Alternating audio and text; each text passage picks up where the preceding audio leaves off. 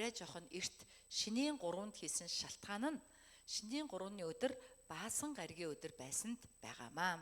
Учир нь бид Баасан гариг буюу 5 дахь өдрийн залбирлыг хамтын төв чуулган үүсгэн байгуулагдсан өдрөөсөө хойш үргэлжлүүлэн сахисаар ирсэн хизээж зогсоож байгаагүй Бурхантай тохирсон онцгой болзооны цаг учраас бид энэхүү залбирлаа сахих гэж нэгэнтээ цуглах учраас энэ цугларалтыг бид нар далимдуулна, нэгдсэн золголтоож хийя гэж бодож шинийн 3-нд хийсэн юм аа.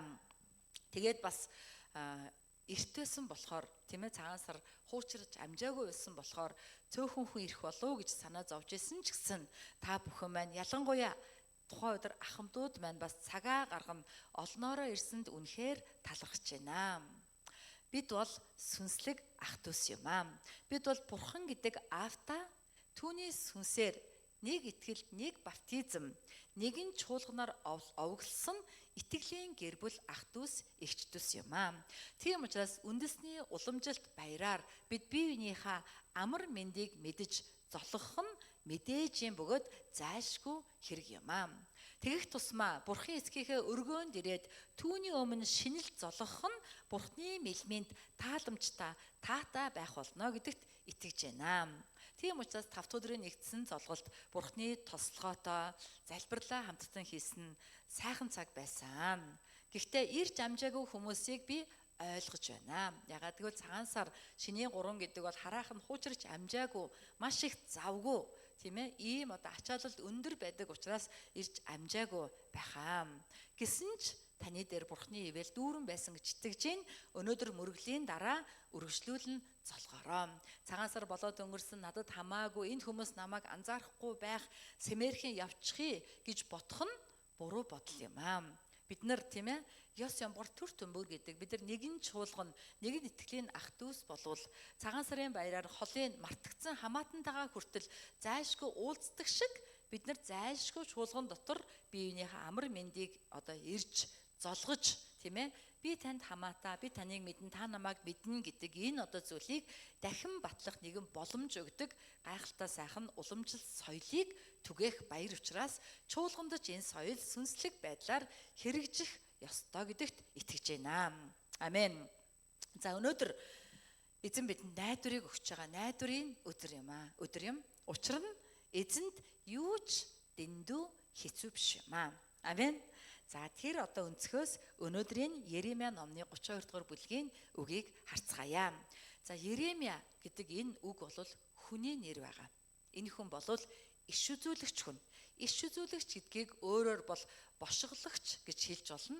Өөрөөр хэлэх юм бол энэ нь Бурхны дуу хоолойг сонсоод түүнийг ард түмэн дамжуулдаг Бурхны дуу хоолой болсон тухайн цаг үед маш өргөн дэлгэр байсан үйлчлүүдийг хийжсэн онцгой нэгэн Бурхны боол зарц байгаа.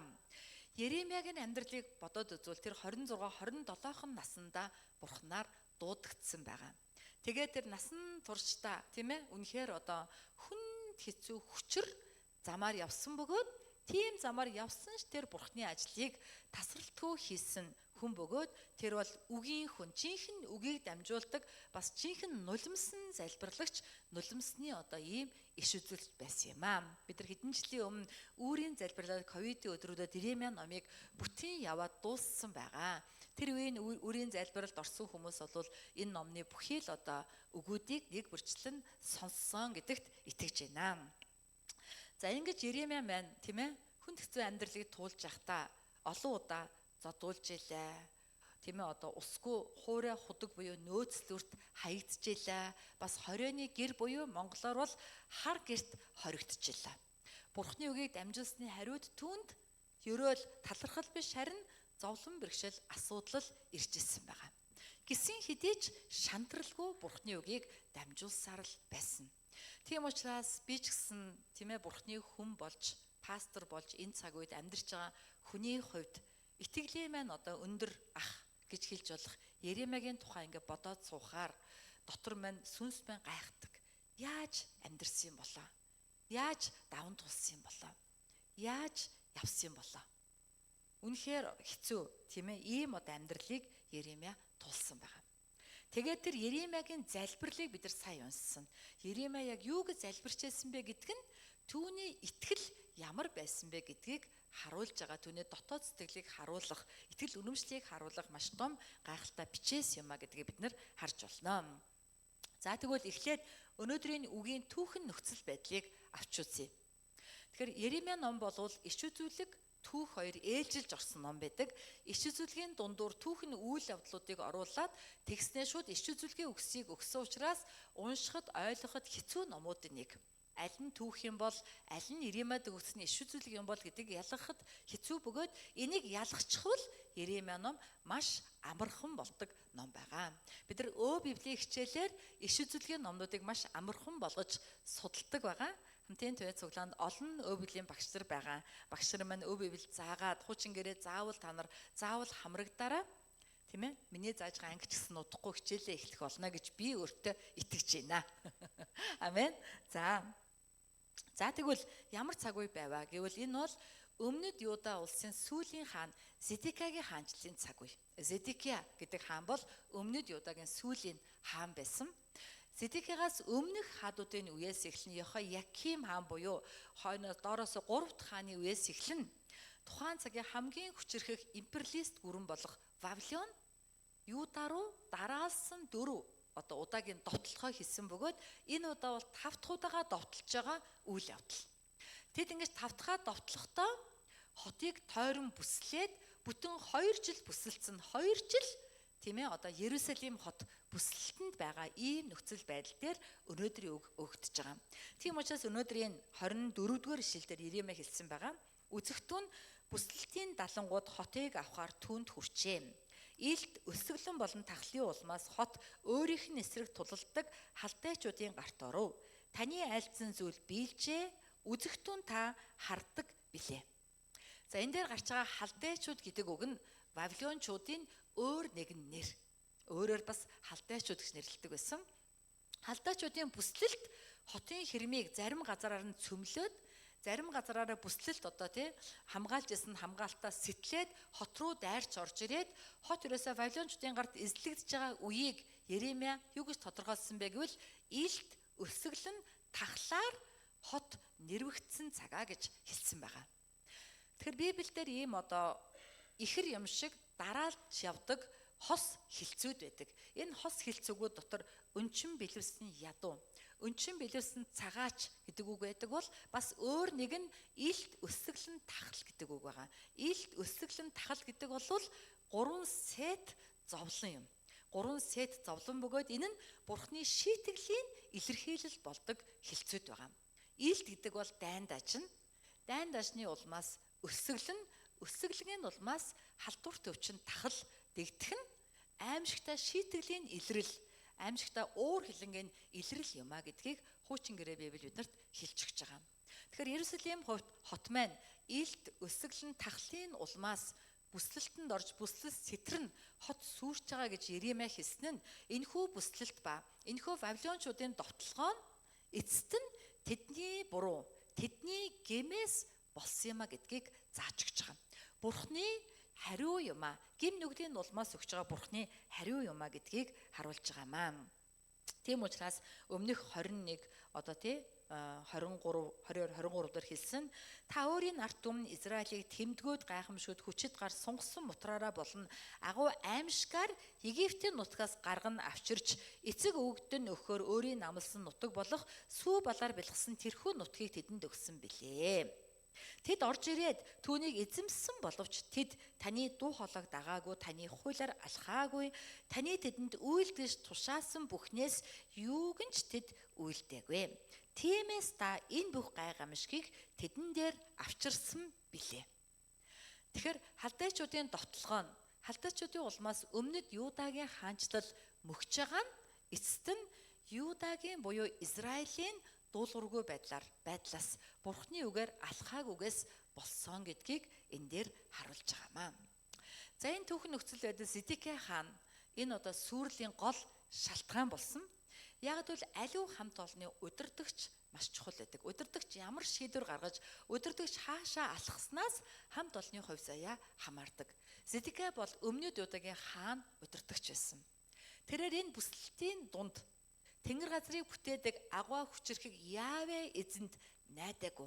Харин тэрээр Египтэд найдаж байнга л андсан дээр гараа тавиад эргэж харж байгаа нэгэн шиг Египтэд найдсаар байгаад Бурхны өмнө хүзүү хөшүүн нэгэн болсон байна. Бидний хүзүү заримдаа хөшдөг, хөдөлгөөнгөө болоод юм ороод хөшөөд ингээд таг болдог.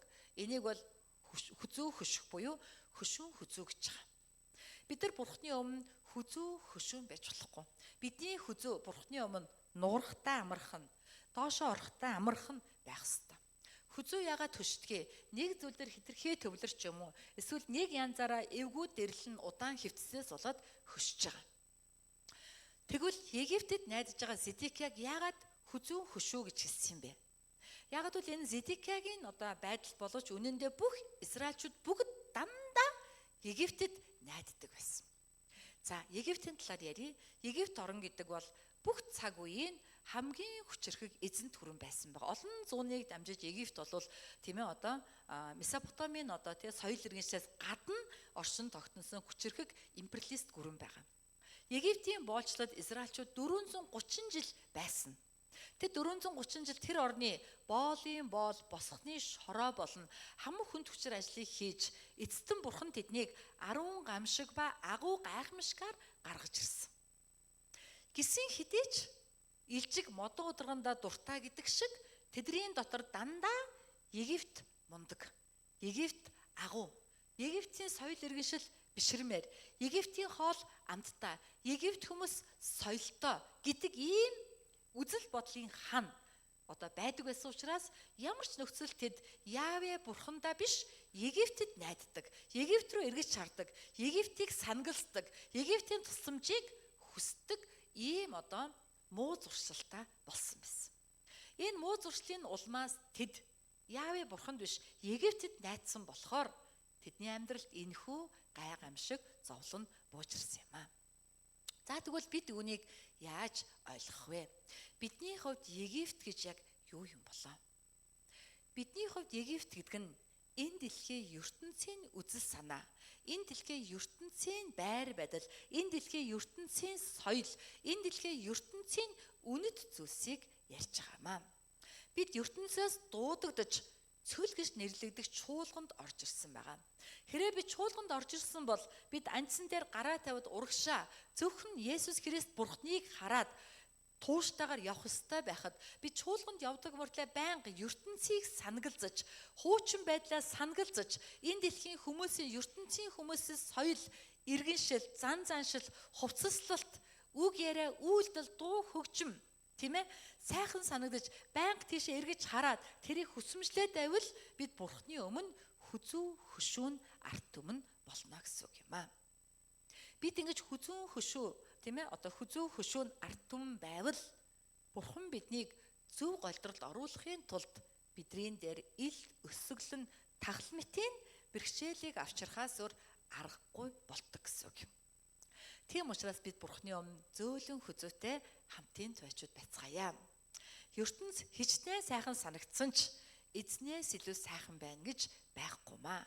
ертөнцид хичнээн олон найдварууд байсан ч Есүс Христ бол цор ганц мөнхийн найдвар гэдэгт итгэж байна. Амен уу. ертөнц үргэлж найдвартай юм шиг санагддагч бидний урмыг хугалдаг. ертөнцийн найдвар жинхэнэ найдвар биш юм аа. Харин Есүс Христ найдваргүй мэт байсан ч бид найдвал тэрээр бидний үрд мөнхийн жинхэнэ найдвар болтго юм аа. Египтийн талаар Бурхан Еремиагаар дамжуулан бас хэлэхдээ Египт бол хизээний урагч юм аа. Яг л хугархаа таягтай адил бөгөөд тулсан хүнийхээ алгыг цоо хатгадаг хугарсан мод адил үндэстэн бол Египт юм аа. Тийм учраас Египтэд бүү найдаа, надад найдаа гэж олонтой арт түмнийг өөртөө найдахыг Бурхан уриалсан байгаа. Хугарсан тайгийг тулах юм бол тэр хуурхаа мод гарыг цоо хатгадаг шиг Египтэд найдвал Египт эргээд урам хугалдаг.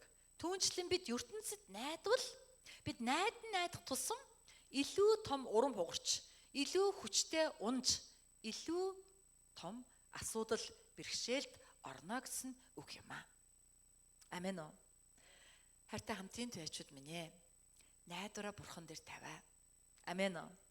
Цагаан сарын баяр болсон бид нар бүгдээрээ өргөн дэлгэр баяр тэмдэглэж гэр бүл, аав ээж, ахын дүүстэйгээ уулзаж учирч золгож үнэхээр сайхан Монгол дэл хувцаараа одоо гойж сайхан өдрүүдийг, аз жаргалтай өдрүүдийг, удаа уулзаагаа хамаатнуудаа уулзсан өдрүүдийг өнгөрүүллээ. Гэхдээ энэ баяруудын дараа олон монгол хүний дотор гүн шүүрс алдалт үлдэж байгаа. Тэр бол нууцгүй юм. Яагаад гэвэл цагаан сарын баярын зардал хэтэрхий өндөр байдаг. Цагаан сарын баяраар дундаж айл өрх 2 саяас 3 сая төгрөгийн зарлага дор хаяж гаргадаг. Гэтэл өнөөдөр Монголын дундаж цалин 2 сая 500. Дунд сургуулийн багшийн цалин дөнгөж сая л бослохын улмаас нэмэгдэж 2 сая 500 хүрсэн байна. Одоо өгж өгснөг үе мэдэхгүй тийм болгоно гэж л амласан байна. Гэтэл бид нар дундаж цалингаас давсан одоо зарлагыг баярын өдрүүдэд гаргадаг бөгөөд баярын дараа тийм ээ өөрөөсөө нуужиж одоо ил нууж тавьсан тэр өрс ширээ дарах ийм одоо асуудал бидэнд үлддэг. Яг л энэ бэрхшээл зовлонгийн дунд бид найдвараа хэнд тавих вэ? За магадгүй цагаан сараар бид эзний нэгүслэр сайн сайхан өнгөрөөсөн байж болно. Гэхдээ бидний амьдралд бид хэдий христчин байсан ч яг л бүслэлтэнд орсон юм шиг асуудал байх тохиолдол байдаг. Магадгүй ажлын асуудал, харилцааны бэрхшээл, өвдөлт, үр хүүхдийн одоо өвчин, үр хүүхдийн амьдралд байгаа асуудал, тийм ээ, эсвэл миний сэтгэл санааны гансрал, гонхрол гих мэтийн хүн хийж өгч чадахгүй, би өөрөө шийдэж чадахгүй, яг л бүслэлтэнд орсон юм шиг дээшээ тэнгэр ол доошоо газар хатуу мэт асуудлын дунд бид Египтэд найдаж болохгүй маа. Бидний цор ганц найдвар бол бидний бурхан эзэн гэдэгт итгэж байна. Амен. Цагаан сарын өдрүүдээр эзний өмнө суугаад залбирахад эзэн надад сануулсан. Чиний цор ганц найдвар болвол чи өөрөө биш ээ. Харин Есүс Христийн загалмаа ба түүний ариун цус юм а гэдгийг. Магадгүй бид заримдаа өөртөө найддаг. Өөрийнхөө чадвартаа, өөрийнхөө сүнслэг байдалтаа, өөрийнхөө залбиралтаа, өөрийнхөө үйлчлэлдээ, өөрийнхөө өргөлийн хэмжээндээ бид нар найдаж, би ингэж хийж байгаа юм чинь бусдаас арай дээр, арай гайгүй байхаа гэж бодно андуурдаг. Гэхдээ юу гэж? Өмнөд Юда гэдэг бол Давидын удам. Бидраас илүү жинхэнэ бурханлаг хүмүүс. Гэвч тэр улсын хаан нь үргэлж Египтэд найзсаас болж энэ улс мөхж байгаа. Вавилонд эслэгдэнэ. Тэгвэл бидний тийм ээ өөртөө найдах найдвар бурхны өмнө зөв биш юм аа. Учир нь бид хичнээн мундаг сайн байсан ч бид бурхны өмнө үргэлжил нүгэлтэн. Үххээс өр аргагүй нэгэн гэдгээ хүлээн зөвшөөрөх хэрэгтэй юм аа. Амен уу. Бид нар цуглаанд явдаг эзний өмнөрд мөргөл өргөдгөөрөө тийм ээ ялгаатай болохоос биш бусдаас илүү дээр гэсэн үг биш ээ. Бид бол хашаанд байгаа хонин сүрэг. Юу л итгэж хүмүүс хашааны гадан байгаа хонин сүрэг. Бид адилхан хонь.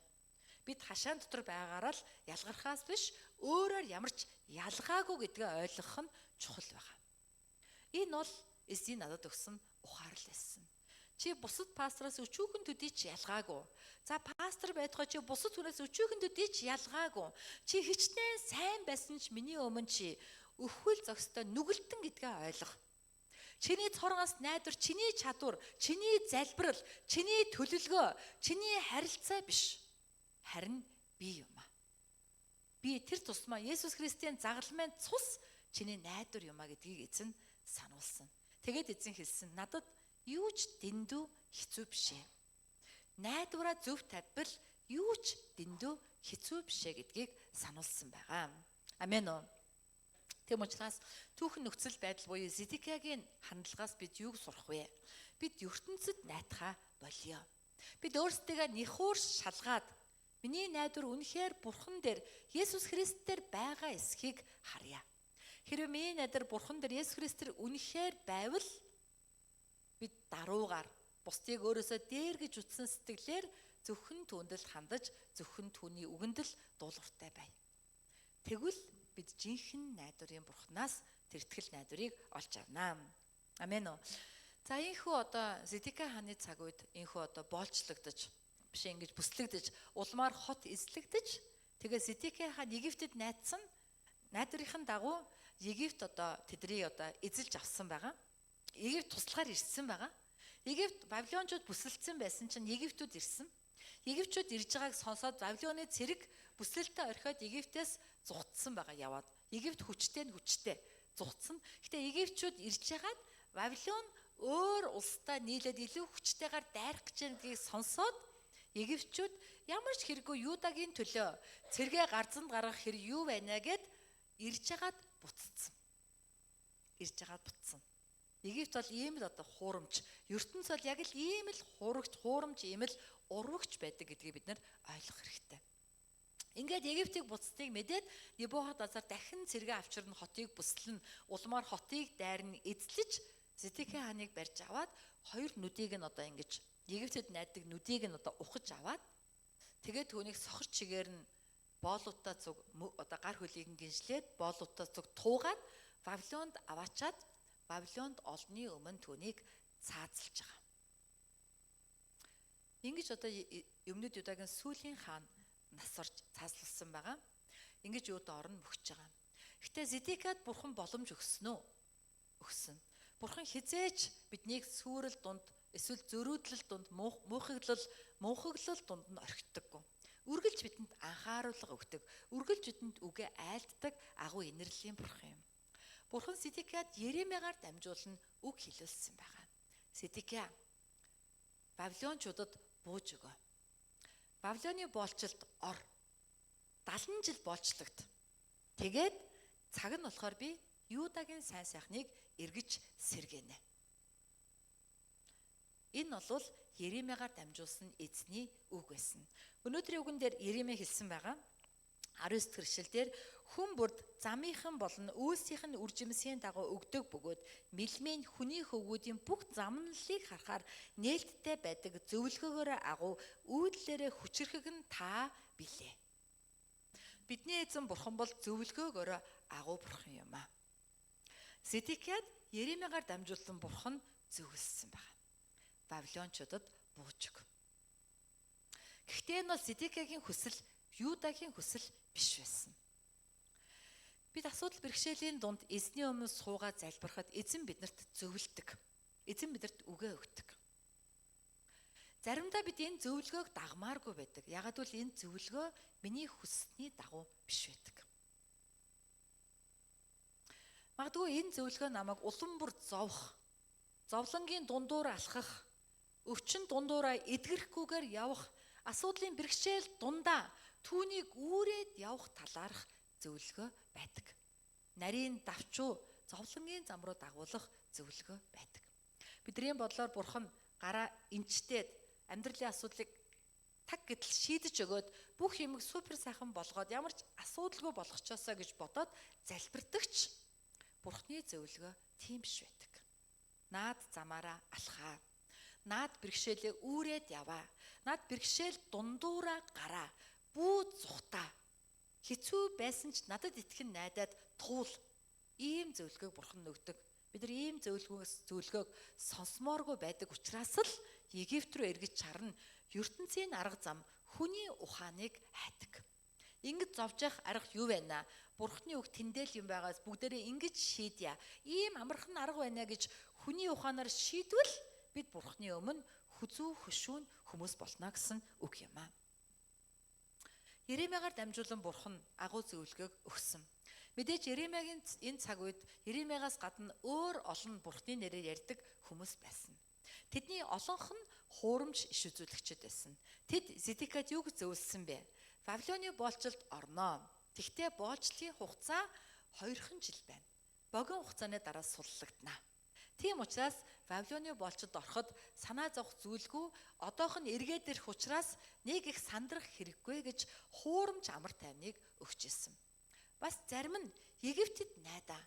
Египт бол Бурхны таяг, Египт бол Бурхны багаж юм а. Египтээр дамжуулан Бурхан Юдаг хамгаална гэдэг хуурамч зөвлөгөө өгчээсэн. Энэ бүгдийн дунд Зэдекиа яг хиндэн найдахаа мэдэхгүй, юунд нь найдахаа мэдэхгүй ийм одоо байдалд орсон байна. Нэг удаа Еремег нөөцлөөр буюу худаг руу хайцсан. Ийм байхад Зэдекиа шөнөөр худгийн амсар дээр ирээд Еремеөрөө хашгирсан. Бурхны бол Еремеа надад замыг заагаач. Би яахаа мэдэхгүй байна. Яг яах ёстой юм бэ? Еремеа хэлсэн. Би танд заасан. Вавилонд бууж өгөх нь зохистой. Бурхны хүсэл Вавилонд Юудаг боолчлуулах явдал, Юудаг мөхөөх явдал 70 жилийн дараа эргэж ирнэ. Хуурамч шүтэн болгох сүмийг нураах нь Бурхны хүсэл юм а. Зэдекиягийн сонсохыг хүсээгүй чи юм уу Вавилоны урвагч халдайчуудын бууны нохоо гэж хэлээд зутаж яваад эцэст нь хүний ухаанаар шийдэж тэгээд аимшигтай ялагдлыг амссан байна. Заримдаа Бурхны үг бидний хүсээгүй зам руу биднийг удирддаг. Хэцүү зам руу удирддаг. Бид нар энэ хүнээс өшөөгөө авмаар байдаг. Энэ хүнийг Бурхан нэргээсэ гэж боддог.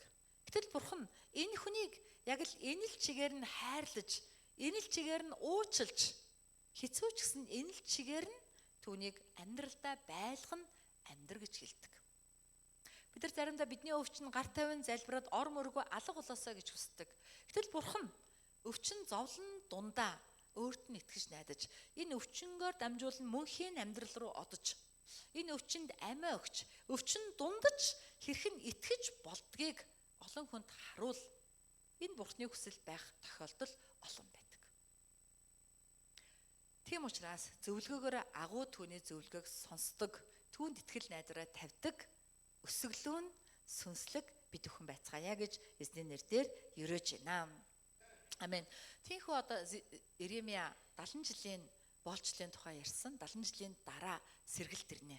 Тэгээ нэгүнд итгэхгүй байсан болохоор Египчүүд буцаад, Египчүүд ирж явах үед Вавилончууд буцахад түр зуур тийм ээ үүлэнчүүдээр нар шиг амар тайван үе ирсэн. Энэ амар тайван үед Бурхан Иремьяд нэгэн даалгавар өгсөн.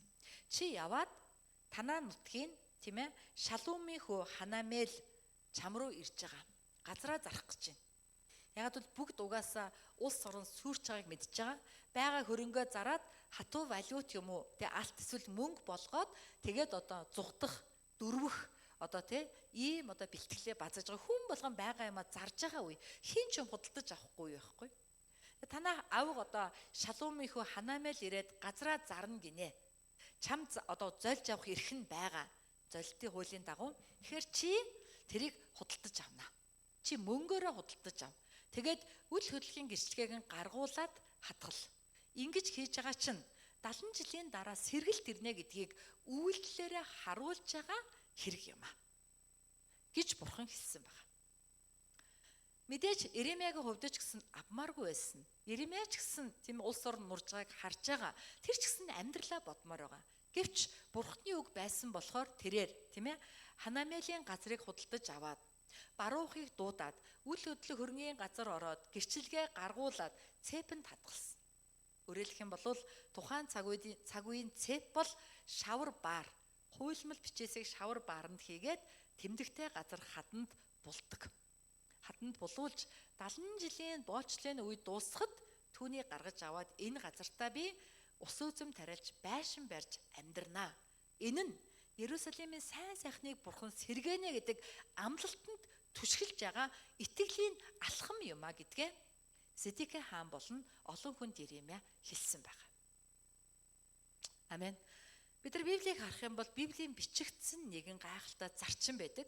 Энэ бол эхлээд иш үзүүлэг, дараа нь түүний биелэл. Эхлээд Бурхан үгээ амладаг. Түүнд нь итгэсний дараа тэн үгийн дагуух биелэл явагдаж байгааг Библийн олон баатруудын амьдрал баталж байгаа. Хүмүүс бид нар эсрэгээр эхлээд биелэхээр биеллийг харж итгээд цаашаа итгэдэг. Юу ч биелээгүй байхад хүмүүс бид нар итгэж чаддаггүй. Харин Бурхан эсрэгээр юу ч биелээгүй байхад үгээ хэлнэ. Иш үзүүлнэ. Иш үзлийн үгэнд итгэвэл хугацааны дараа түүний биелэл ирдэг. Эзэн бидэнд цагаан сараар дамжуулан шинийг хийнэ. Түүнийг соёолон гарахаас би танарт мэдүүлнэ гэж амласан. Энэ жил бидний амьд олон шин зүйл бий болно. Олон гайхалтай өрөөл ирнэ гэдэгт итгэж байгаа. Энэ бол эзний үг. Гэтэ бид одоо өрөөгдөөгүй л байна. Тэгээ бид энэ үгийг хүлээж авах нь итгэснээр итгэлээр энэ үг нь хэрэгжиж цаг хугацааны дараа үгийн биелэл бидний амьдралын бодит гэрчлэл болно илэрнэ гэдэгт итгэж байна. Амен уу. Тийм учраас Иремья үгийн дагуу урдчлан үйлдэл гаргасан байгаа. Бид ч гэсэн үгийн дагуу урдчлан үйлдэл гаргаснараа зориулалт золиос гаргадаг хүмүүс болцгоё. юучгүй нөхцөлд төрүүлэн итгэлээрээ зориулалт золиос гаргаж тэгээд ургахыг нь хүлээх нь итгэлийн амьдралын эд шид сэтгэл татан байдал гэдэгт итгэж байна. Амен уу. Бид яагаад христчэн байх дуртай байдгийг? Яагаад бол бид Бурхны гайхамшигыг хардаг учраас. Тэр гайхамшигыг бид яаж харах вэ? Бид төрүүлээд итгэлээрээ тарьж. Төрүүлээд итгэлээрээ үгийн дагуу зориулчаад Бурхан юу хийхийг харж хүлээхэд бидний сэтгэл догдолдог, бидэнд хүлээлт, бурханлаг хүлээлт бий болдог. Харин бидний Бурхан хизээч бидний урмыг хугалдаггүй. Иремья яг л ийм л үйлдэлийг хийсэн байгаамаа. Тийм учраас энэ нөхцөл байдал бид юу сурах вэ? Бид амьдралын хүндэгцэн нөхцөлд зөвлөгөөгөөр агуу, үйлдэл нь хүчрэхэг түнд найдаж, түүний зөвлөгөөг сонсцгоё. Өглөөртлэн босож, үгийн өмнө сууж, нөхцөл байдлыг мэдүүлж, үгийн сонсохоор, дуу хоолойгоо сонсохоор суу. Эзэн ухаарл өгдөг. Эзэн үгээ айлддаг. Эзэн чамд зөвлөнө. Явах ёстой замд чинь чамд зааварлана. Тэр зам, тэр зөвлөгөө чиний хүсээгүй үйлдэл, хүсээгүй хандлага, хүсээгүй хэлбэр, хэв маяг байж болох ч итгэлээрээ хүлээн авахд үр жимс ургадаг. Амен уу. Тийм учраас бэрхшээлийн дунд эзний зөвлөгөөг сонсоод итгэлээрээ золиос гаргадаг хүмүүс болцгоё. Энэ бол хоёр дахь энэ үгийн өгж байгаа хоёр дахь гол сургамж юм аа. Амен уу. Хажуудлын үндэ хэлдэ эзний зөвлөгөөг хүлээж авъя. Итгэлээрээ газар худалдаж авъя. Амен. Итгэлээрээ залиас гаргая гэсэн үг. Амен уу. Бурхан бидний өмнө бидний давхгүй, туулахгүй өндөр даваануудыг тавьдаг. Бид нар тийшээ явмааргүй байгаа. Гэхдээ бид итгэлээрээ алхахад тэр уул толгод намдор газар болдог. Эзэн заримдаа бидний өмнө туулж барамгүй хөндий, үхлийн харанхуй хөндий мэд хөндийг тавьдаг. Гэхдээ бид итгэлээрээ алхахад тэр хөндий өргөгдөж гүдгэр газар болно, бидний хөлн тэгш болно, хуурдаг байна. Энэ бол эзний гайхамшиг юм аа. Түүнээс уулыг нам болгочоод алах гэдэггүй. Хотгорыг дүүргчгээд алах гэж хэлдэггүй. Хотгор байхад нь, уул байхад нь итгэлээрээ алах гэж хэлдэг агуу найдварын эзэн Бурхан юм аа. Ийм үдэл найдахыг жинхэнэ бурханлаг, жинхэнэ тэнгэрлэг найдвар гэж хэлж байгаамаа. Амен. Хамгийн сүүлд нь харах юм бол Иремья газар худалдаж аваад бичгийг хийсний дараа эзэнд хандан залбирсан байгаа. Иремьягийн залбирал бол маш гайхалтай залбирал байгаа. Иремья юу гэж хэлсэн бэ?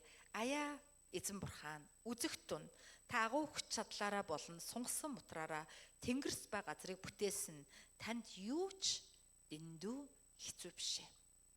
Иремья өөрөө бас Ерүсалим үгүйшгүй хэцүү нөхцөлд байгаа. Үгүйшгүй сүрлийн дунд байгаа. Яахаа мэдгүй нөхцөлд байгаа ч Иремья юу ч дэндүү хэцүү биш гэдгийг итгэлээрээ тунхагласан байгаа. Энэ бол гайхалтай тунхаглал юм. Амен уу. Бид нар үйл явдлыг үргэлжлүүлэн харах юм бол Седекия хааны үед Небукаднезар довтлоод тэгээд Юда улс мөхж байгаа. Тэгээд Седекия хааныг Вавилон руу авч яваад цаазлаад Вавилонд байгаа Юдагийн ахмадууд тэдний заавраар эзлэгдсэн байгаа Ерүсалимд Вавилоны удирдлагч нартаа зөвлөлдсөний үр дүнд түр засан тохинулах хороо маягийн автономит шинжтэй нутгийг өөртөө удирдах байгууллага шиг юмыг байгуулдаг. Энэ хүмүүсийн бүрэлдэхүүнд Гедалия, Хананиил зэрэг хүмүүс орж ирж байгаа. За ингээд энэ хүмүүс орж ирээд энэ хүмүүс мэдээж Иремьягаас асуусан ч Иремья дандаа л энэ бол хэрэггүй. Та нарын үйлдэл бол хоосон. Та нар бол тэд нар нэг Вавилоны талд юм шиг мөртлөө цаанаа дандаа Египтийн тусламжийг аваад 2 жилийн дотор л боолчлыг дуусгах нь гэдэг нөгөө л хувьсгалт бодлого, хувьсгалт гаргах санаа хэвээрээ байгаа. Санаархал нь энэ бол буруу гэдгийг Иремья хэлдэг. Тэгэнгүүт тэд нар Иремьяг дандаа Вавилоны урагч, Вавилоны туршуул гэж байгаа. Эсвэргээрээ Вавилоны ноёд ирээд Иремьяд хүндэтгэл үзүүлж байгаа. Та жинхэнэ бурхны үгийг хэлж, тийм ээ? Юдаг Вавилонд бууж өг гэж хэлсээр та бидний талд үйлчлээ. Та одоо манай Вавилон таныг бид нар залж аваачаа. Бид нар танд эдлэн газар ор тарш өгнө. Та тэнд амар чимээр амьдраа.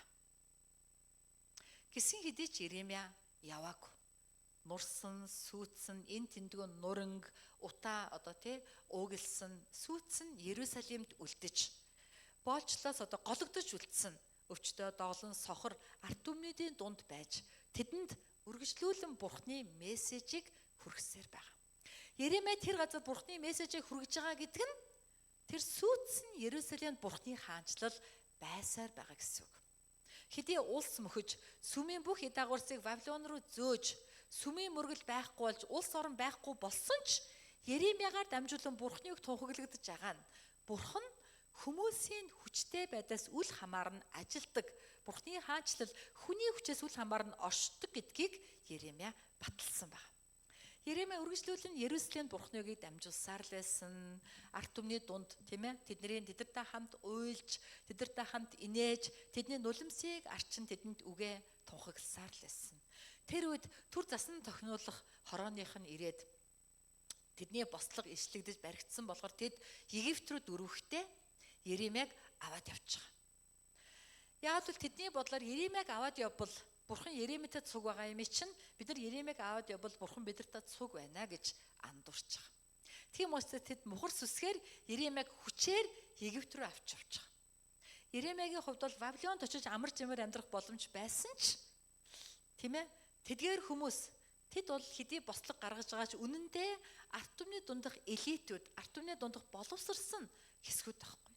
Тэдрийг дагна Египтэд очино. Тэдрийг ч болтугай аврах, тэдрийг ч болтугай хуурамч найдвараас нь эргүүлэхийн төлөө Бурхны хүслийн дагуу тэднийг дагна Египтэд очиж. Тэгээд Египтэд амьдралынхаа сүүлийн өдрүүдийг өнгөрүүлсэн гэдэг амд амтсан яриа Иремьягийн талаар байдаг байна. Иремьяг бодоод үзэхээр тэрээр маш агуу итгэлийн хүн байсан. Түүнд боломж байсан. Амьдралын төгсгөлөө Вавилонд очоод хүндэтгэл хүлээж, амар жимээр амьдрах, элбэг дэлбэг идэж ууж, орд таршид байж, зөөлөн орон дээр тухлах боломж байсан ч тэр ямар ч нөхцөл туйлын байдлаар Бурхны үгийг л, Бурхны хүслийг л нэгдүгээрт дагсан, нэгдүгээрт ботсон байгаа. Энэ бол Бурхны хүн, Бурхны чуулганы байр байдал, хандлага гэдгийг Иремья бидэнд харуулж байгаамаа. Тэгээд тэр эзэн тандаж хэлэхдээ танд юу ч дэндүү хэцүү биш.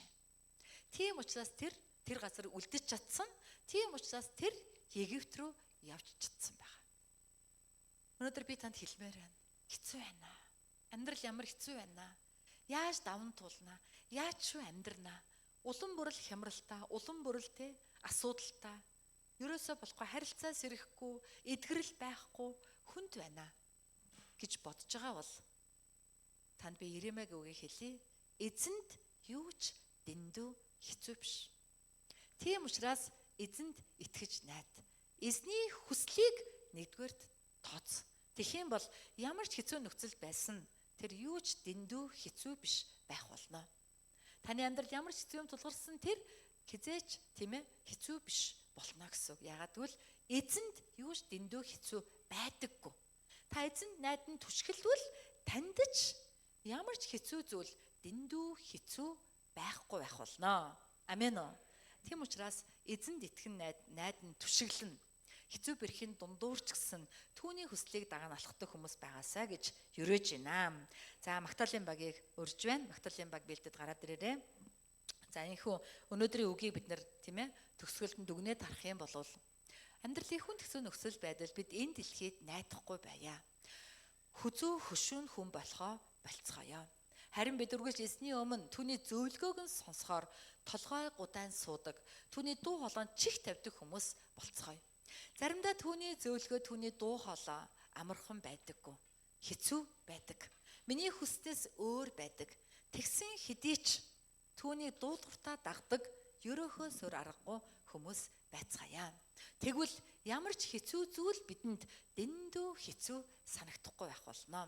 Бидэнд ямар ч хэцүү амьдрал байсан ч бид түүний хүч чадлаар түүнтэй хамт амархан даван туулж эцэст нь эзнийг алдаршуулсан 100 дамжин яригдах Иремья шиг амьдрал Бурхны алдар болсон Тэнгэрийн улсын ерөөлтөй хүн болох болно гэдэгт итгэж байна. Амен.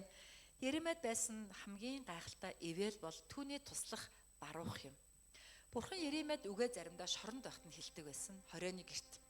Тэгэнгүүт тэрээр Барухыг хүнээр дуудуулад Сараалчин торны наан цанаас Иремья өөртөө өгсөн Бурхны үгийг Барухад хэлэхэд Барух түүнийг тийм ээ одоо папирусын цаасан дээр буулган бичиж тэгээд дуусаад Иремья төгөхөд Иремья төгсгөлийнх нь үгийг зурснаар энэ бол Иремья төгсөн эзний үг юма гэдгийг бичиж үлдээсэн байгаа. Барух ямар ч бэрхшээл зовлонгийн цаг үед үргэлж Иремьятай цуг байж Иремьятай цуг амьдралаа дуусгасан.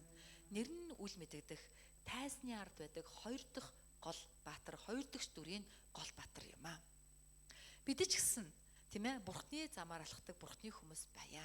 Бас бид Бурхан тусалдаг, Бурхны хүнд тусалдаг тийм ээ нэр нь үл дурсагдах олон сүнслэг баатруудын игнэнд орох гайхалтай хамтын туйчуд байя гэж та бүгдээгээ уриалж байна. Амен уу.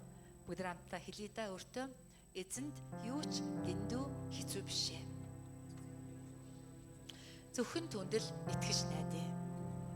Амен. Бүгд хамтдаа энэ найдраа баталгаажуулаад эзний магтан дуулын амьд найдар магтаалыг дуулаад заалны гэрлээ багсгаад өгөөрэй.